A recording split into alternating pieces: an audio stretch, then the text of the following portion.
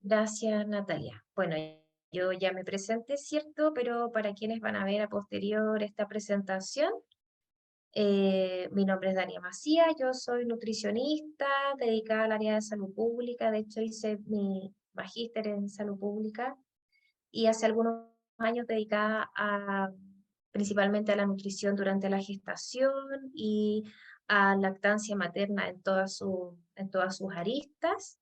Eh, Soy IBCLC también, así que hoy día vamos a hablar de un tema que es un poquito denso, que es lactancia materna y microbiota. Pueden ir haciéndome preguntas en el camino. Si tienen alguna duda, mi correo es damacia@uc.cl. Dania, para Dime. aclararle a quienes vean esta grabación y a las chicas presentes, Ujú. ¿qué es lo que hace una IBCLC? ¿En Ah, qué ya, consiste esa súper, formación? ya. Bueno, la persona que continúa una carrera como IBCLC se dedica principalmente a apoyar, educar y solucionar problemas de lactancia. Ya, entonces, en, en buen castellano diríamos, yo realizo clínicas de lactancia a domicilio para apoyar a aquellas mujeres que deciden amamantar y a sus familias eh, a solucionar problemas que pudiesen interferir en una lactancia materna exitosa. Eso es como a grandes rasgos. En el fondo es un estudio, son estudios que uno saca después, ¿cierto? Exacto, De la exactamente. carrera universitaria en salud, Después de la principalmente son carrera. nutricionistas, matronas, enfermeras, Ujú. médicos, y creo que hasta ahí nomás, po, ¿cierto? Sí, Hasta ahí está limitado. son solamente ciertos profesionales de la Sí, salud. eso. Antes el IBCLC estaba abierto a quien lo quisiera Mm, hacer, pero ahora hace ya varios años está cerrado para ciertos profesionales de la salud exacto. y requiere una cierta cantidad de formación teórica y una cierta cantidad de horas de formación práctica también. Claro, exigen como Y ciertas además, horas claro, obligatorias como de atención horas a madres obligatorias, y todo el tema. sí. Y Y una prueba además súper de, larga igual, sí, muy difícil. una prueba súper larga. Lo interesante, lo entretenido de hacer IBCLC es que además uno tiene la responsabilidad como salubrista y la responsabilidad social de seguir perfeccionándose durante el tiempo.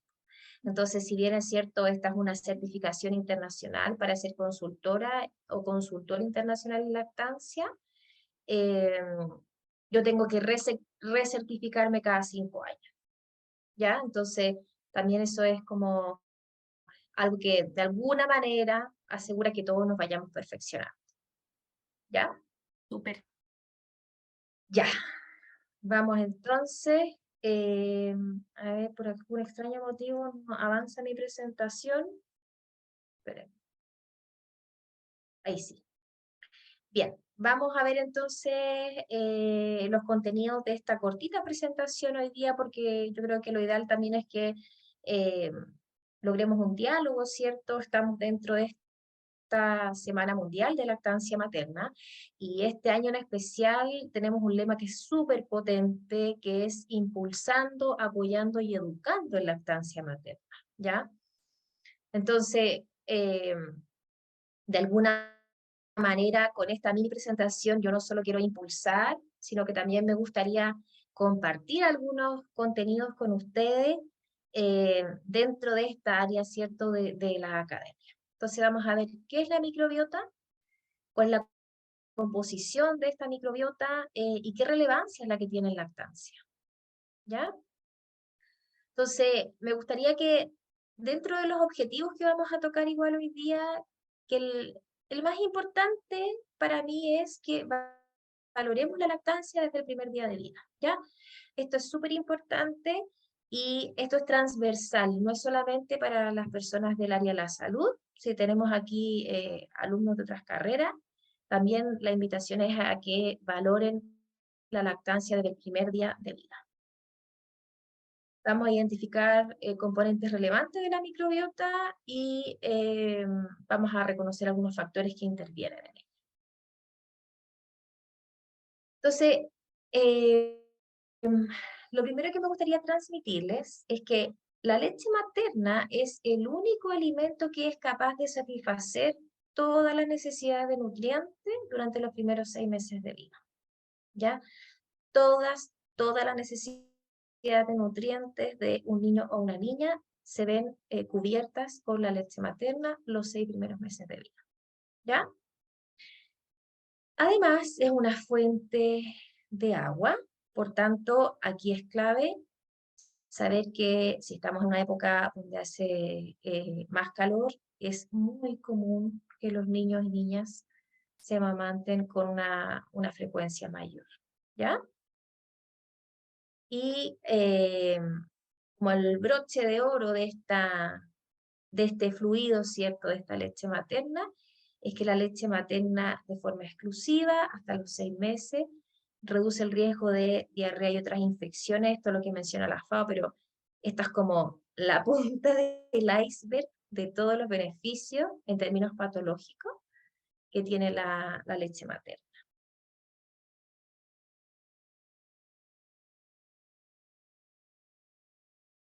Va, de nuevo se me quedó pegado, Natalia. Ahí sí. Bien, entonces vamos a hablar un poco de la leche materna. Antiguamente se consideraba que era un fluido estéril, ¿ya? Eso está archisabido ahora que no es un fluido estéril, de hecho es un fluido vivo, ¿ya? ¿Y por qué es un fluido vivo? Porque posee una amplia cantidad de bacterias y otros microorganismos que ayudan a establecer la microbiota intestinal infantil. Entonces ya aquí vamos a empezar a conversar un poquito de microbiota, ¿ya?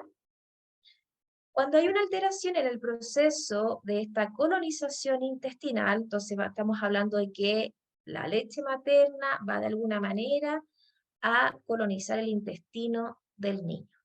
¿Cómo funciona eso? Se lo voy a explicar un poquito más adelante, ¿ya? Entonces, cuando nosotros tenemos una buena colonización intestinal a través de la leche materna, estamos previniendo de ciertas enfermedades. Y cuando esto no ocurre, puede haber, ¿cierto?, un proceso patológico. Entonces, raya para la suma, ¿qué es mejor? Siempre alimentarse con leche materna, dado que incluso hay estudios que confirman que hay riesgos al no amamantar, ¿ya? O sea, la leche materna supera cualquier tipo de alimento, ¿cierto? Pero inclusive está demostrado que hay un riesgo de no amamantar, ¿ya? Igual tuvo algunos estudios recientes sobre la microbiota de la leche. Dicen que esto puede haberse afectado por patologías locales de la mama, el tipo de parto, antibióticos durante el parto, salud materna, etc. Entonces aquí hay dos cosas que tenemos que entender. Lo primero es que cuando uno habla de microbiota, ¿cierto? Habla de presencia de microorganismos, llámenle bacteria, hongos, lo que ustedes quieran. Y esto no solamente la leche materna tiene su propia microbiota, sino que el intestino, la piel, la boca, ¿ya? Nosotros tenemos colonización de distintos patógenos, por qué no decirlo así, pero hay algunos que son beneficiosos y otros que en algunas condiciones no lo son, ¿ya? Entonces eso me interesa que quede muy claro, ¿ya? Entonces, ¿qué es la microbiota? Ya les adelantaba, ¿cierto? Un poquito, esta microbiota es una comunidad microbiana o una cantidad, ¿cierto?, de microbios que existe y que el lactante recibe a través de la leche materna y que van a su intestino, ¿ya?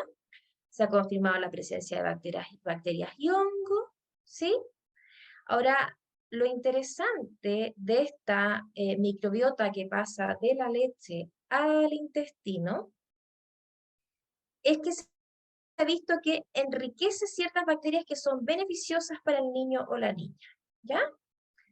Hay distintas rutas por las cuales pueden llegar estas bacterias y estos microorganismos al intestino. Una de esas es la intramamaria, más adelante se las voy a mostrar, ¿ya? Y también se menciona que hay factores que son extrínsecos, o sea, que no tienen nada que ver con la mama, ni con la leche materna, que pueden ser modificables y que también podrían influir en esta microbiota, ¿ya? Y esos son los factores que están menos estudiados por el momento. Entonces, ¿cómo llega esta microbiota, esta composición, ¿cierto?, de microorganismos de la leche materna al intestino del niño? ¿Ya? Acuérdense que, o cómo es más fácil de imaginarlo, imaginémonos que aquel niño o niña que recién nace ahora, recibe por primera vez esa leche materna, está recibiendo su primera vacuna, ¿ya?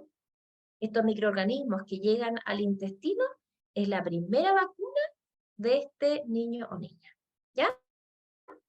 Entonces se han propuesto dos vías principales para explicar el origen de esta microbiota de la leche. Leche, intestino, ¿cierto?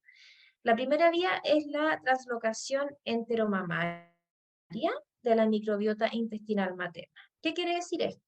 Quiere decir que de acuerdo a la microbiota, es decir, a los microorganismos que tengo yo como mamá en mi intestino, esos microorganismos pasan de alguna manera a, eh, a mi leche materna y eso llega luego al intestino del lactante, ¿ya?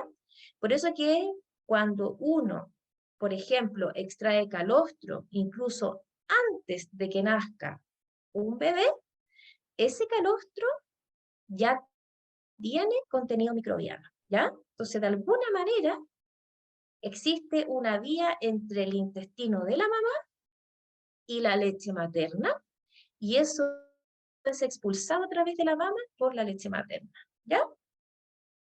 Y la otra vía es la inoculación retrógrada por parte de la microbiota oral del lactante, ¿ya? Y esto es súper bonito porque en el fondo habla de que de alguna manera, una comunicación entre mi intestino como mamá y el intestino de mi hijo o de mi hija, y además entre la microbiota oral del lactante, es decir, entre los microorganismos que tiene en la boca el lactante, ¿ya? Entonces, ¿cómo explicamos esto? Porque si nosotros estudiamos la microbiota de la leche materna, vamos a ver que hay una similitud con la microbiota infantil oral, ¿ya? Así que por eso les digo que yo sé que esto es un tema un poquito complejo de comprender, eh, pero es muy fascinante este tema. Bien, pero me parece que... Ahí está. Ay, no. Algo pasa, espérenme, algo pasa. Déjenme salir un poquito. Algo pasó.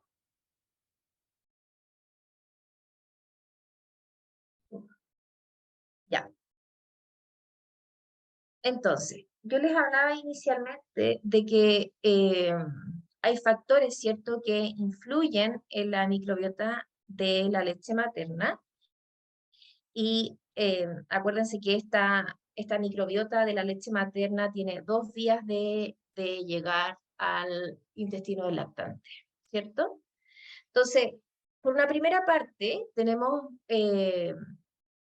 factores que son de la mamá. Y dentro de esos factores podemos encontrar el IMC, la edad, la etnia, el tipo de dieta, ¿ya? Todo eso influye directamente en la composición de la leche materna, ¿ya? Entonces, si ustedes miran el cuadrito que está aquí al lado, en el fondo lo que está haciendo es explicar un poquito cómo estos factores pueden influenciar la microbiota de la leche materna, y a la vez esto de alguna manera influencia, ¿cierto?, la microbiota que va a tener en un futuro nuestro niño o niña, ¿ya? Tenemos factores que también son dependientes del amamantamiento, que por ejemplo es el tipo de amamantamiento, ¿ya? ¿Qué quiere decir con el tipo de amamantamiento? Por ejemplo, si una mujer decide amamantar de forma directa al pecho o si va a amamantar de manera diferida. Diferida quiere decir que la mujer se extrae leche y a través de una mamadera, por ejemplo, le entrega la leche materna a su hijo. También está comprobado que hay una diferencia en la microbiota intestinal del niño cuando es amamantado directamente del pecho y por otra parte de manera diferida. ¿Ya? Por supuesto que influye si es una lactancia materna exclusiva, el tiempo también que recibe esta leche materna y también influyen los factores iniciales de la vida, como por ejemplo, si se administró antibióticos durante el parto. El tipo de parto. No es lo mismo tener un parto vaginal que una cesárea, ¿ya? Si es primer hijo, si es segundo hijo.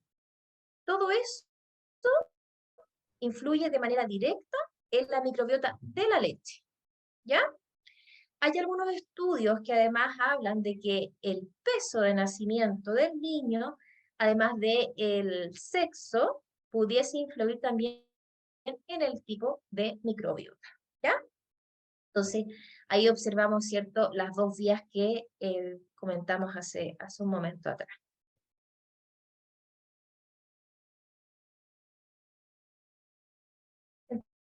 Entonces, ¿cómo es que estudiaron esto?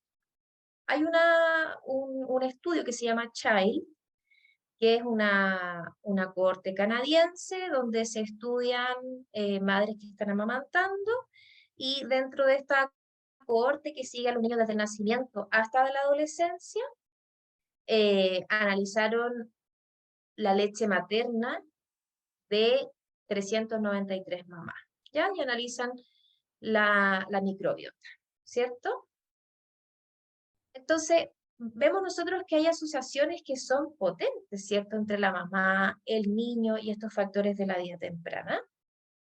Y también vemos que hay una asociación potente, igual, ¿cierto?, en el tipo de alimentación, que fue lo que conversamos recién.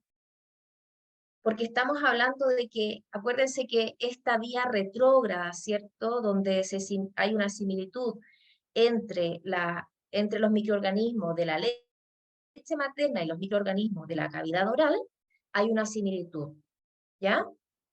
Entonces, no es lo mismo que esa guagüita se alimente de una mamadera, que generalmente es un chupete de silicona, ¿cierto?, un pedazo de plástico, por decirlo así, y que se alimente directamente del pecho, ya por esta vía retrógrada, ¿sí?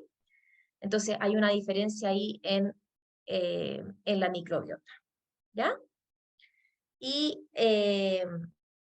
la composición de la leche, la diversidad de la microbiota se asocian con estos factores maternos que vimos en la diapositiva anterior, ¿cierto? El IMC, la paridad, el tipo de parto, la práctica, el amamantamiento, ¿ya?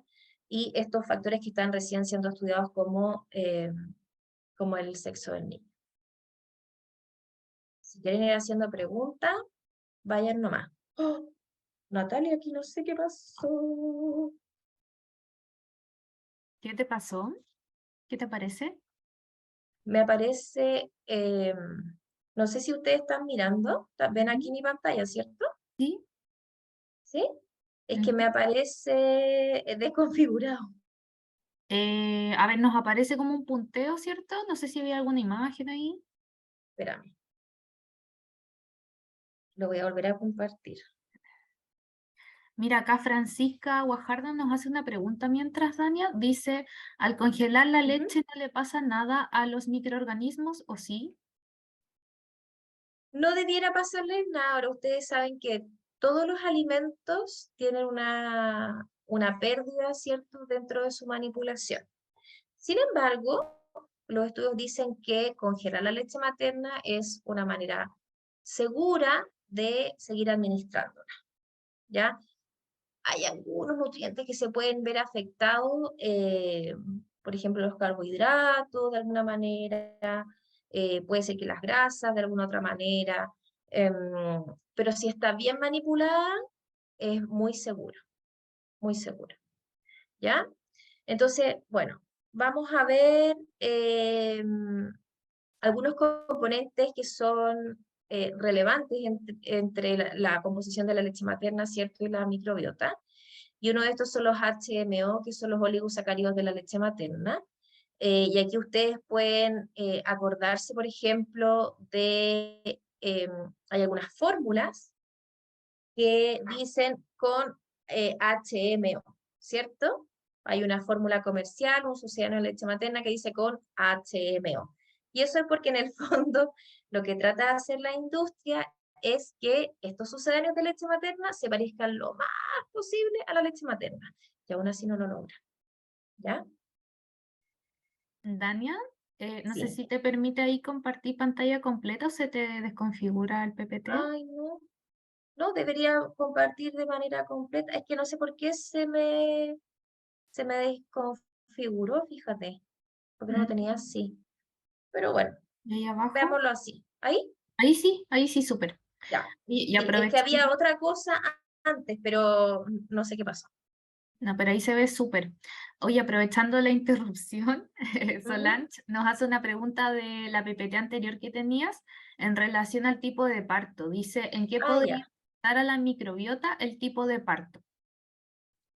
ya. Lo que pasa es que cuando un bebé atraviesa el canal de parto o el canal vaginal, está expuesto a mucho más microorganismos que cuando nace por una cesárea. ¿Ya? Principalmente es eso. Claro, ahí porque cuando pasa el bebé por el canal vaginal, ¿cierto? Que el canal del parto adquiere Ujú. microorganismos propios de la microbiota vaginal de la Exacto. madre, versus por cesárea, que no tiene contacto ahí con ningún microorganismo, Con entendiendo que ningún para la microorganismo. cesárea se aseptiza la piel con un montón de químicos para eliminar todos los Ujú, microorganismos posibles, obviamente exacto. para prevenir una infección en la herida de la cesárea en la madre, y así el Ujú, niño no tiene contacto con ningún microorganismo al nacer. Ahora igual hay ujú, algunas técnicas que permiten poder exacto. igual generar el contacto con esa microbiota. Hay un procedimiento que se hace que es con Que es una, el baño de... el baño de, ¿cómo se llama?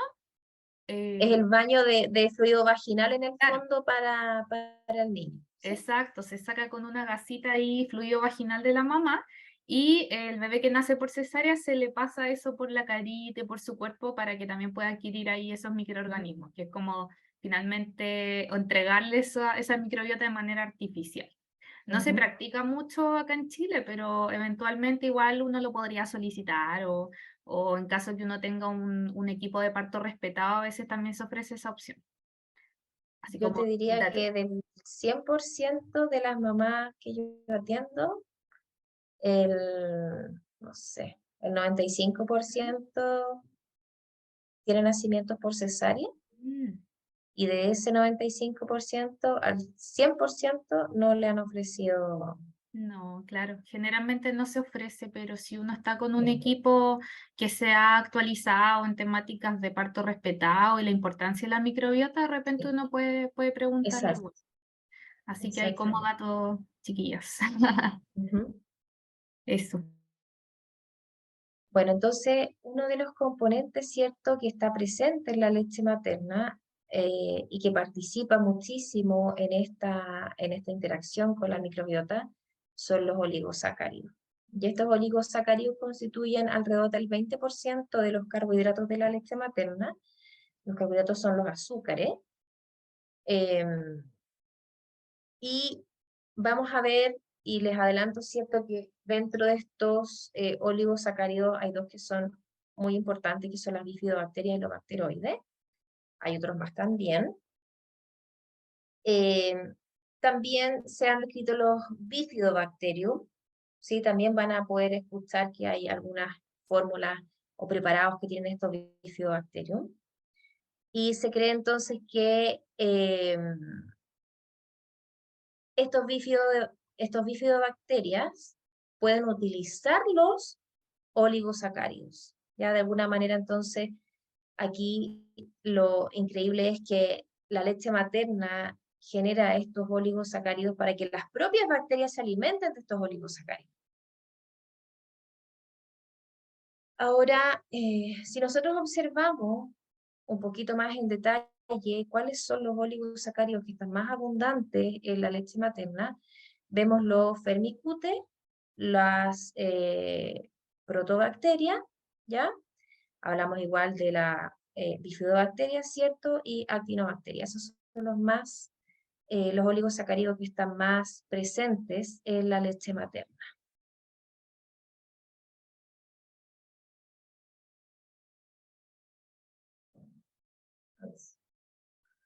Ahora,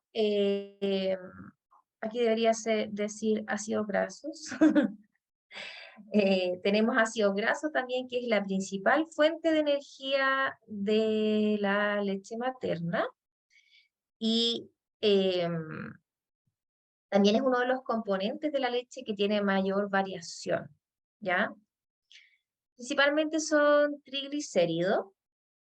Y se ha visto que en general se mantienen de alguna manera estables, ¿cierto?, dentro de esta microbiota, pero que el DHA puede estar muy influenciado por la dieta materna, y también eso yo lo veo igual en la práctica.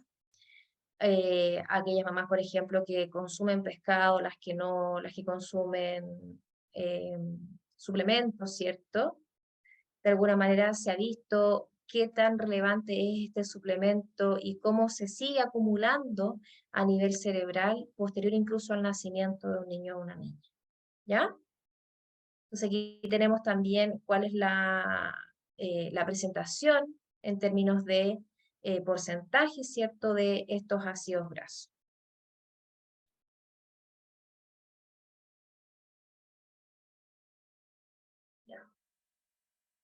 Entonces, ¿cuál es la correlación que existe entre estos ácidos grasos y la microbiota? ¿Cierto? ¿Cómo esto nos puede influir a nosotros? ¿Cómo influyen estos oligosacáridos? Vimos ya por qué es relevante, ¿cierto?, que estemos expuestos a la microbiota, por qué es relevante amamantar de forma directa, ¿cierto? Entonces, como para que vayamos cerrando un poco esto, vimos que la forma en que una mujer amamanta, la forma del parto, el sexo del niño y el IMC, acompañado, ¿cierto?, de la dieta, si es que tiene o no tiene suplementación, ¿cierto? Vimos que el DHA es uno de los ácidos grasos más variables, que de alguna manera esto influye en los nutrientes que van a eh, proporcionar, ¿cierto?, un medio para esta microbiota, ¿cierto? Y de esto depende también el tipo de actividad que tenga esta microbiota, cómo hay esta comunicación nutriente-microbiota, ¿cierto? Eh, cómo crece también esta comunidad microbiana. Y lo que no está 100% explicado es cómo se relacionan de forma directa los oligosacáridos con los ácidos grasos. Sabemos que están los dos, sabemos que los dos están presentes en la microbiota, sabemos que de alguna manera ambos son capaces de llegar al intestino del niño, ya sea una vía enteromamaria o ya sea vía retrógrada, pero cómo se relacionan entre ellos mismos y la microbiota no está 100% descrito. ¿Ya? Entonces, por eso les decía inicialmente, es un tema complejo, sí. Eh, y bueno, yo creo que para finalizar, ¿cierto? Eh, eh, sabemos que la composición de ácidos grasos, más que la composición de los oligosacáridos, se asocia con la composición de la microbiota, que los oligosacáridos pueden promover o inhibir el crecimiento de algunas bacterias, entendiendo que los oligosacáridos son un medio de alimentación para estas bacterias de la microbiota, y que la microbiota se va modulando, ¿cierto?, a través de distintas vías, y que obviamente puede influir o no en el desarrollo de algunas de algunas patologías. Ya vimos que esta exposición temprana, ¿cierto?, a bacterias y microorganismos en un niño o una niña puede resultar en una alta protección frente a distintas patologías.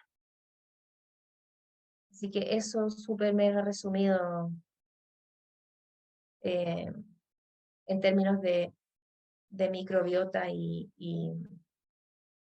leche materna. Súper, Dania. Muchas gracias por toda la presentación. Ahí habían hartos datos súper importantes en relación a esta microbiota, de dónde viene, de qué se alimenta esta microbiota también. Y en base a eso, algo que también hemos ido conversando en otros conversatorios, estuvo también Natalia Arévalo, que es nutricionista de ¿Mm? nuestra unidad, hablando de lo que es la alimentación materna durante la lactancia. El martes Ujú, estuvimos hablando harto también de salud mental relacionada con la lactancia, y ujú, en muchos de esos casos nos pusimos en la posición de las mujeres que no pueden dar pecho y que tienen la sensación quizás de que están perdiendo quizás estos beneficios y estas oportunidades sus niños, ¿cierto? Y en ese sentido, no sé si nos podrías comentar un poco qué pasa cuando una madre, ¿cierto?, no puede alimentar con lactancia materna exclusiva a su hijo. En el fondo sabemos que no es como algo así como que determine de por vida que ese niño quizás va a tener una mala salud o va a tener mayores factores de riesgo, sino que igual tenemos ujú. otras instancias quizás para potenciar esa microbiota, ¿cierto? Claro, es que como ya vimos, son tantos los factores que influyen en la composición de la microbiota, ¿cierto? Como el IMC, la dieta materna. eh, si bien es cierto, lógicamente que uno apunta a que haya una lactancia materna exclusiva, pero tampoco vamos a crucificar a la que elige algo distinto o bien a la que elige no amamantar, si también es una opción válida. Yo creo que hoy en día lo relevante es que nosotros podamos entregar toda la información para que cada mamá tome la decisión De manera que informada. más le acomode, exactamente. Y también dentro de esas opciones está la lactancia mixta, dentro de esas opciones está de frentón no amamantar, y bueno, es así como una mujer decide o no decide tener hijos, ¿cierto? Es libre de elegir lo que quiera. Ahora, lo que sí es interesante que para aquellas mujeres, por ejemplo, que eligen una lactancia mixta o bien hay otros factores que puedan influir en su producción de leche materna, todo volumen de leche materna que recibe un niño o una niña es algo relevante en su desarrollo y voy a decir en su desarrollo psicomotor, en la prevención que está recibiendo frente a distintas patologías, ¿ya? Entonces, independiente del volumen, aunque uno diga, chuta, yo le doy a mi hijo lactancia mixta, ¿ya? Todo volumen es relevante, ¿ya? Entonces, eso es súper importante porque a mí me toca mucho también atender mujeres que parten, por ejemplo, con lactancia mixta, es decir, que dan leche materna y fórmula súper acongojada, y puede ser algo netamente transitorio, puede ser algo transitorio, puede ser algo permanente también, pero independiente de eso, todo volumen de leche materna es importante destacarlo y Sí. recordar que además yo siempre le digo a mis mamás que amamantar también es un compromiso, y es un compromiso que no es fácil. ¿Ya? No es fácil. O sea, si ustedes lo miran desde ese punto de vista, preparar una leche a las 3 de la mañana, una fórmula láctea a las 3 de la mañana, para una mujer tal vez puede ser más fácil que amamantar, porque amamantar significa despertar, y tal vez si yo le digo a mi pareja, oye, anda a preparar la leche, yo chao, me doy vuelta, otra persona se la da, entonces yo creo que hay varias cosas que mirar y hay que ver bien el contexto, ¿ya? Y no, como les decía, no crucificar a aquella persona que no quiere hacerlo porque es válido. Exacto. Sí, también aquí toma sentido también la vía por la cual yo administro esa leche materna, que no Ujú, necesariamente puede ser directo al pecho. Por ejemplo, en estos contextos que tú hablas de la decisión de la mujer, imagínate la mujer está, por ejemplo, con alguna lesión en sus pezones, esto le genera mm, mucho dolor, el acople, y claro, quizás para ella en un momento sea más fácil extraerse esa leche y administrarla por ujú, otra vía versus la lactancia directa. Y también es ujú, válido, también va a estar recibiendo los beneficios de obvio, eso.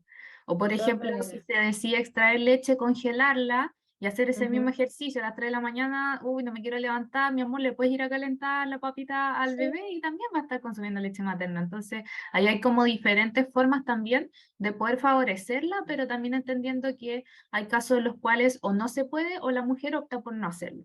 Y acá en ese sentido, la Liliana estaba preguntando cuáles son las razones por las cuales una mamá no logra amamantar, ¿cierto? Porque ya. hablamos como solo o sea, no hablamos solo de eso, pero mencionamos ahora, ¿cierto? Que hay mujeres que deciden no dar pecho, pero también hay mujeres que quizás desean hacerlo, pero por algún No problema, lo alguna logran. situación, no lo logran, ¿cierto?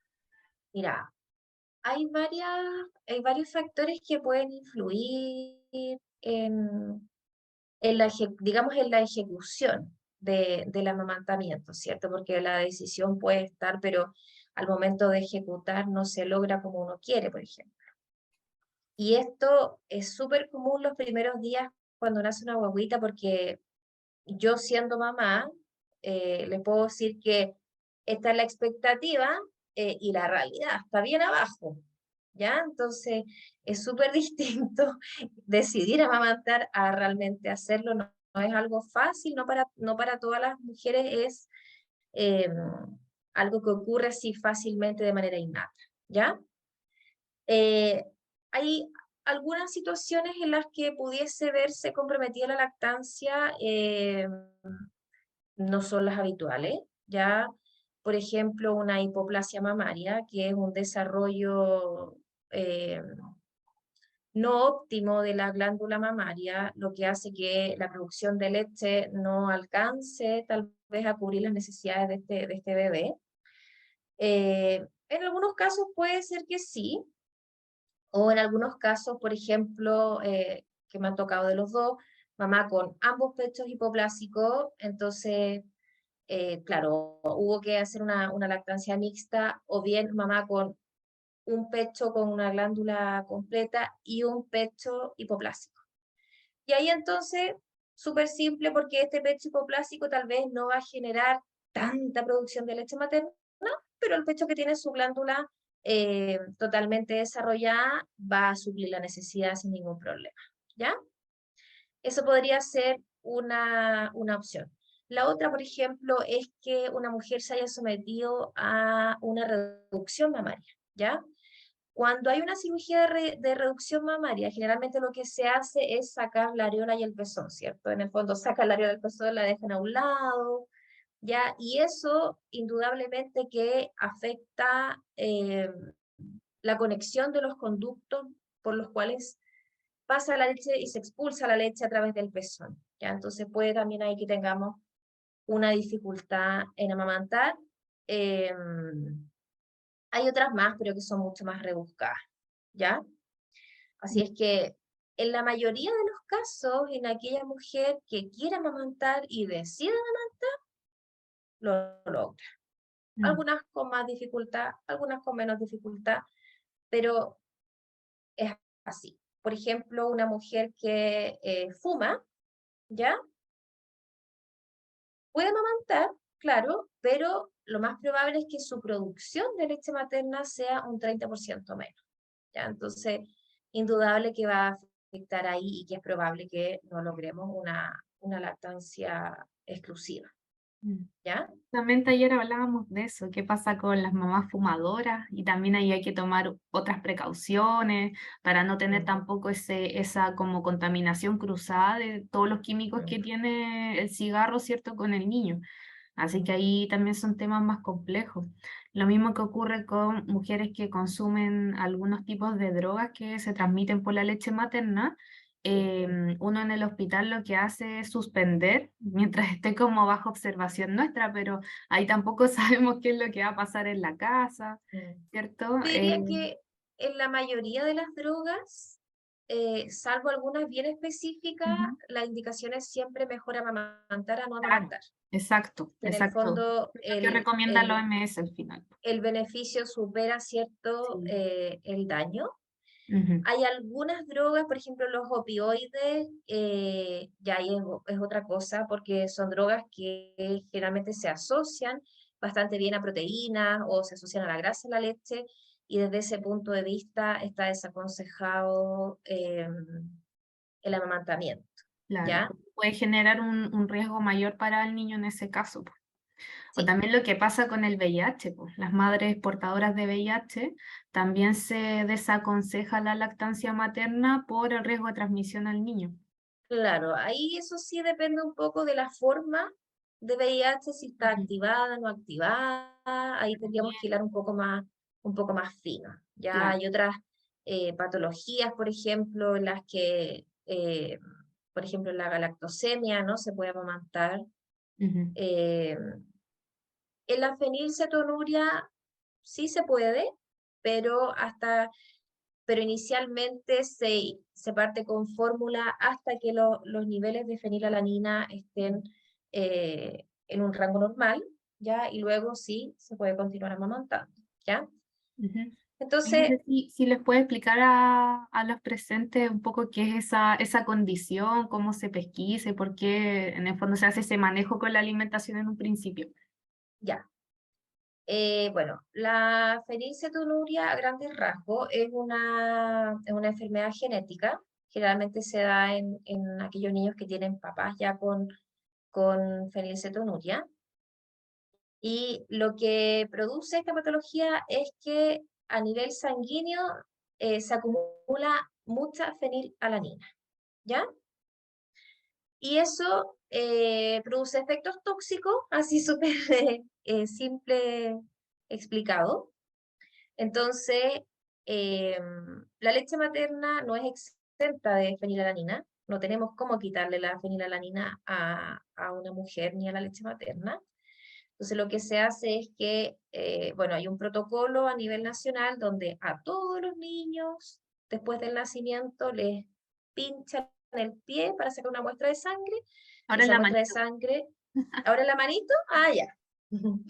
Esa muestra de sangre se va al INTA y el INTA emite un informe que dice tiene o no tiene fenilcetonuria. ¿Ya? Ujú. Si se confirma el diagnóstico, entonces ahí se trabaja con una fórmula que es libre de fenilalanina hasta que se regulan los niveles de fenilalanina sanguíneo, y posterior a eso se hace. Primero, es el único caso en el que se hace. Primero se da la fórmula, después se completa con leche materna. Hasta que uno va viendo cómo se regulan los niveles de fenilalanina, y, y luego de eso ya podemos volver a pasar a una lactancia materna de alguna manera exclusiva, siempre y cuando los niveles de fenilalanina se mantengan normales. ¿Ya? Ujú. Yo Súper. no soy la experta en fenilcetonuria, pero se los puedo explicar así como a grandes rasgos. Sí, perfecto. Esos son, en resumen, como algunos casos de salud materna o del recién nacido, ¿cierto? Que estaría un poco limitada la lactancia materna y los otros tienen que ver más con quizás disminución en la producción de leche Mm, materna o problemas de acople que se generen por sí, un tema anatómico de los pezones, por ejemplo, los pezones cortos o invertidos, etcétera. Pero son situaciones que se pueden manejar con una buena consejería y acompañamiento en lactancia materna. Condiciones de salud, por ejemplo, maternas que pudiesen afectar eso, diabetes, hipotiroidismo, o consumo claro, de pero medicamentos, ¿cierto? ahí yo tal vez difiero un poco, porque si bien es cierto, pudiese verse afectada la lactancia, por ejemplo, por una diabetes o una hipertensión, lo que dice la evidencia es que eso principalmente es en los primeros días Claro. postparto. que Ujú. pudieran de alguna manera retrasar la Tu bajada de tránsito. la leche, Ujú. no así afectar en una lactancia materna exitosa. Por Exacto. tanto, no porque yo sea diabética significa que no voy a poder amamantar de forma exclusiva, sino que lo más probable es que voy a tener que hacer una muy buena estimulación de forma inmediata Exacto. postparto para promover esta bajada de la leche. Y que Ujú. puede pasar lo mismo también, por ejemplo, con una cesárea un poco traumática, una mamá que haya tenido una cesárea de emergencia, una cesárea con una alta carga de estrés, por ejemplo, también se ha visto que puede retrasar la lactogénesis 2, que es entonces esta bajada de la leche materna que debiese ocurrir alrededor de las 72 horas postparto. O sea, ese es como el rango, ¿ya? Ujú. Ya después de las 72 horas uno habla de una lactogénesis 2 que está retrasada. Y Ujú. dentro de esos factores puede ser que una mujer tenga diabetes o hipertensión. Y con los pezones planos, por ejemplo, yo te diría que no es un problema al amamantar. Más que nada hay que cuidar, como tú bien decías, el acople, ¿cierto? A mí me llegan muchas mamás que vienen con mensajes muy negativos desde el hospital o de la clínica. Ah, no, tu pezón es corto. Ah, no, tu pezón es muy grande. eh, Te va a costar, vas a tener que ocupar una pezonera. Y la verdad es que no es así. Ya yo diría que todo lo contrario, lo ideal es no entregar esos mensajes negativos a esas mujeres porque lo único que uno ve es que se ve afectada la autoeficacia, que en el fondo es eh, su capacidad de creer en sí misma, su capacidad eh, de confianza en el fondo, ¿ya? Y que el pezón es única y solamente un instrumento por el cual se expulsa la leche. Pero un bebé no tiene que agarrar el pezón para poder mamar, tiene que agarrar la areola, que está mucho más arriba. Entonces el pezón puede ser cuadrado, plano, de cualquier forma, y aquí lo importante es que ese pezón sea capaz de expulsar la leche más que otra cosa. Ujú. Exacto, por eso igual es muy importante una buena consejería y acompañamiento en caso de alguna dificultad inicial, Ujú. si es que uno desea tener la lactancia materna, porque como tú muy bien comentas, muchas veces nos encontramos en los hospitales o en otros contextos con personas que emiten comentarios que finalmente son los que terminan limitando el ejercicio de la lactancia más que la condición en sí. En el fondo hay situaciones que pueden hacerla un poco más compleja en un principio, pero eso no significa que no vaya a resultar.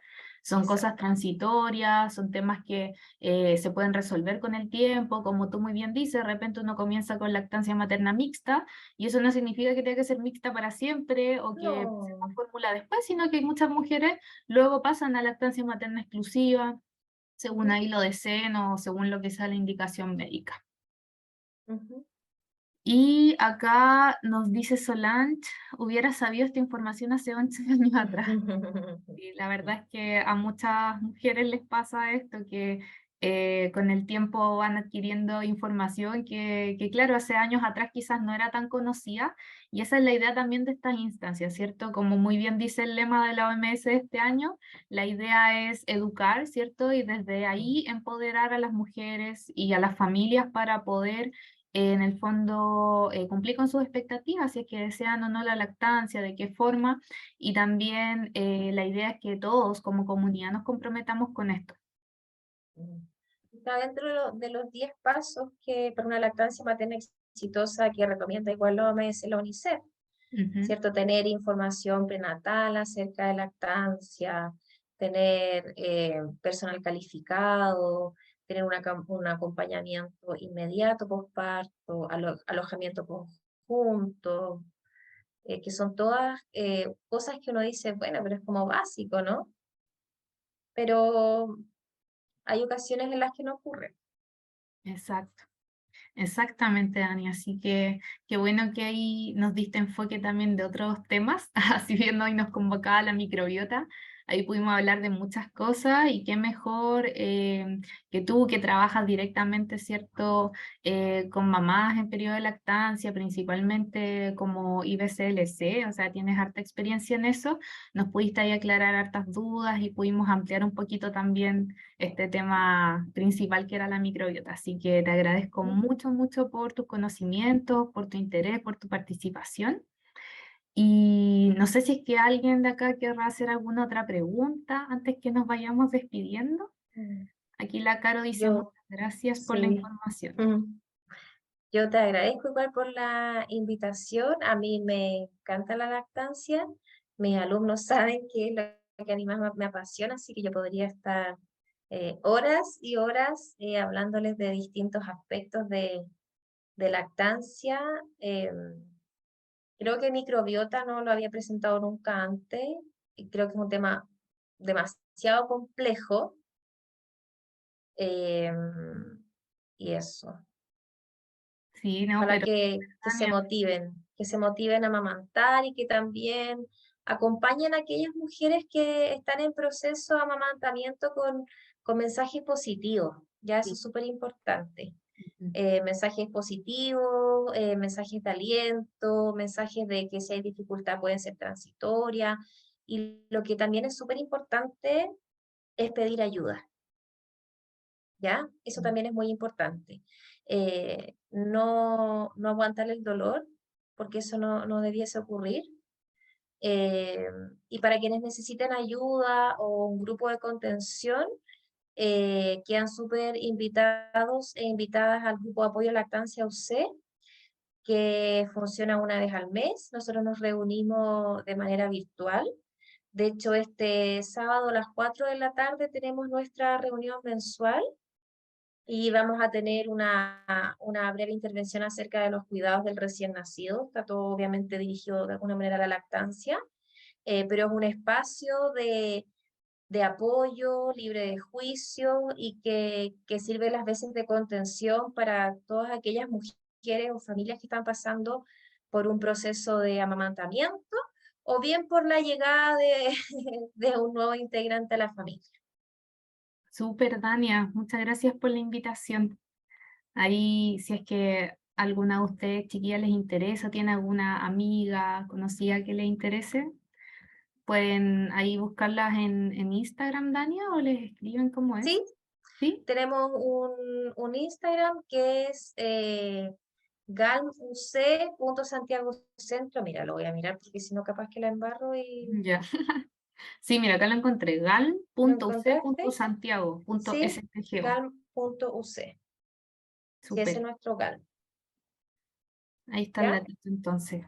Aparece ahí la última gráfica, no aparece la gráfica de mañana, pero si les interesa, les puedo dejar mi correo en el chat y yo feliz les envío la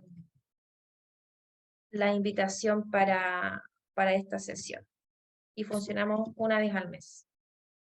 Genial, ahí está hecha la invitación entonces. Acá la Carolina nos dice igual en el chat, muchos mitos, poca verdad hay hoy en día. Mm, Sí, qué importante sí, desmitificar algunas cosas. Y, uy, pucha que hay mitos de lactancia, así que estos sí. espacios son para eso. Así que eso, Podania, muchísimas Muchas gracias. gracias, Natalia, por la invitación y espero que les haya servido. Y bueno, y ojalá que nos veamos en otra oportunidad en torno a la lactancia. Claro que sí. Ahí de hecho te voy a escribir por unas cositas que se me ocurrieron. Ya, pues, súper, Sí. súper. Que estén muy bien todos, todas. Nos vemos más Igual, que tengan tardecito buen por término de semana. sí. Chao, muchas gracias. Gracias, profe. Chao, nos vemos. Chao, chao.